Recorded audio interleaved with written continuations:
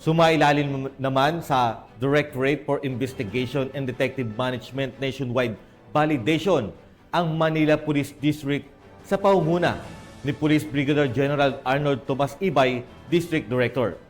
Police Staff Sergeant Leonel Morpon sa report. Opisyal na sinimulan ang DIDM Nationwide Validation ngayong taon sa Manila Police District Headquarters nito lamang Lunes, April 7, 2025, kung saan sinimulan ito ng arrival honors para kay Police Brigadier General Noel R. Sandoval, Deputy Director ng Directorate for Investigation and Detective Management bilang panauhing pandangal.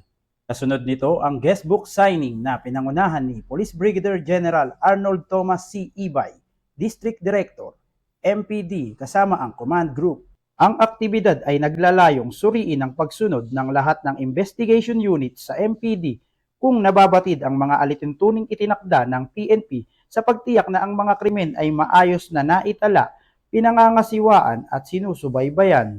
Mula dito sa Manila Police District, ako si Police Staff Sergeant Lionel Morpon, alagad ng batas, tagataguyod ng Balitang Pulis.